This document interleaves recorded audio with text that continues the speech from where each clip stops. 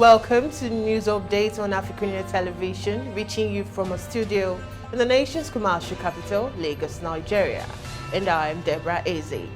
We begin from Nigeria. President Muhammad Buhari yesterday pleaded with the 22 governors of the ruling All Progressives Congress (APC) to allow him choose a successor in the reciprocity ahead of the party's presidential primaries next week.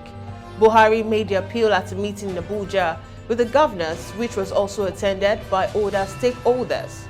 The president said the governors should reciprocate the party's good gesture of allowing outgoing governors to choose their successors in their respective states. He assured that his choice of presidential candidates would give Nigerians a sense of triumph and confidence ahead of the general elections 2023 and promised to sustain ongoing consultations ahead of the primary elections. But a meeting of the governors immediately after the one with the president was deadlocked, as they could not agree amongst themselves if or whether the president should come from the north or the south. Addressing APC governors under the aegis of Progressive Governors Forum (PGF) at a closed-door meeting at the State House Abuja, also attended by Adamu and other stakeholders, the president said his desire to determine his successor was in line with established internal policies of the party, especially as it approached the convention in a few days. He declared that APC's presidential candidate for the 2023 polls will be someone who would give the Nigerian masses a sense of victory and confidence ahead of the general election. The president further appealed to the governors to allow the interests to converge, focus to remain on the changing dynamics of the environment and the expectations of citizens and the global community. Still in Nigeria, the federal government yesterday revealed that it was collaborating with the World Health Organization (WHO) and United States Center for Disease Control to see how Nigeria would access the global stockpile of monkeypox vaccination to arrest the outbreak of the disease.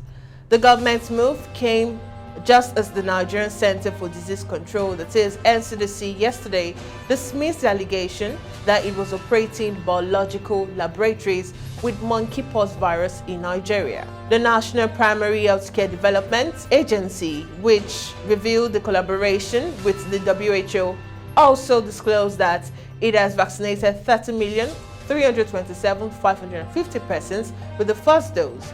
It said that the figure of first dose vaccination represented 23.9% of the country's eligible population, adding that 40,629,451 persons had also received their second dose. According to the agency, 18,291,702 had been fully vaccinated, which represented 16.4% of the country's eligible population, while 1,229,909 persons were said to have received their booster doses. The executive director of NPHCDA, Dr. Faisal Shuaib, said the Federal Ministry of Health and the Presidential Steering Committee had launched the Scales 2.0 as one of the national strategies for COVID-19 vaccine rollout. He explained that Scales 2.0 strategy entailed the expansion of vaccination sites beyond government health facilities to include private health facilities and community pharmacies in line with global best practices. Away from Nigeria, as tensions rise between Rwanda and the Democratic Republic of the Congo (DRC), Rwanda's Foreign Affairs Minister, Vincent Biruta, has claimed a right to respond and to protect the security of his country, Rwanda. Biruta was speaking Tuesday at a press conference in Kigali, and his comments comes amid a recent resurgence of attacks that from the M23 rebel group has strained relations between the neighbors. If the attacks continue, Rwanda will have the right to respond and to protect the security of the country, to protect the citizens and security of the citizens, and we have means to do that. The Rwandan Minister of Foreign Affairs said. Biruta also criticized the measures taken by the DRC government, which have included the suspension of flights by Rwanda flag carrier Rwanda Air and the summons of Kigali's ambassador. And now the United Nations said on Friday the fresh clashes had displaced 72,000 people and warned that those on the run face constant violence and the looting of their homes. Now, still on the African scene, the powerful Tunisian Trade Union Center, UGTT, announced a nationwide public sector strike on June 16th to protest against the soaring inflation and prevent the privatization of major state-owned companies. And now the announcement comes at a time when the country is wallowing in deep economic crisis and debt, and the government is counting on the support of the General Union of Tunisia Workers, UGTT, for the reform program it has submitted to the International Monetary Fund in the hope of obtaining new credit.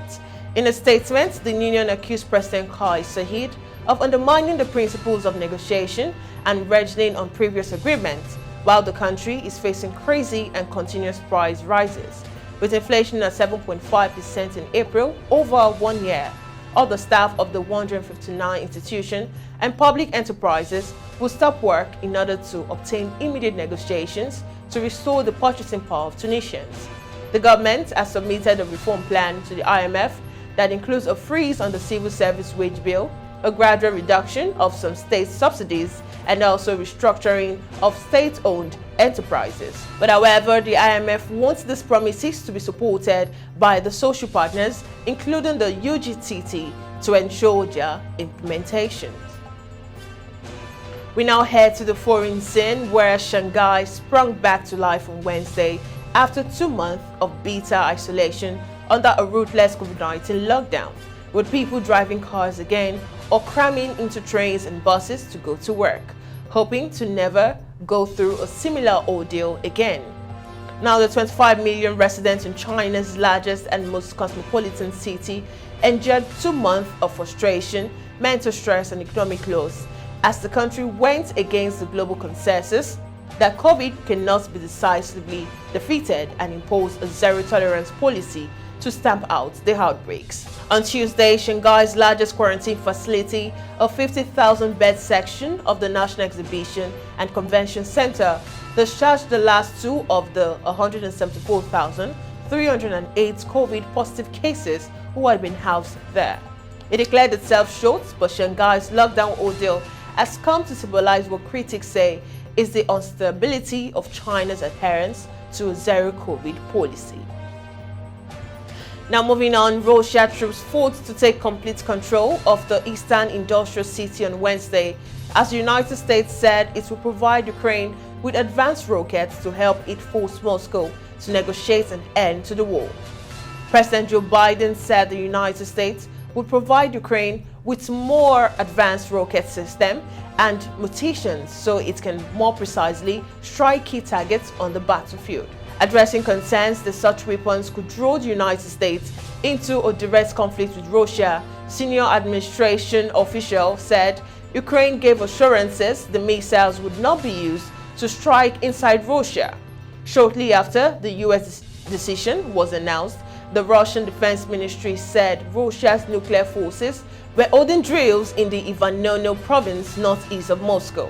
Ukraine says weapons sent by the United States and other countries since the beginning of the invasion have helped fend off Russia gains. Now, the high mobility artillery rocket system are part of a $700 weapon package expected to be unveiled by the United States. And now it's the latest on the worldwide spread of the coronavirus. Do stay with me.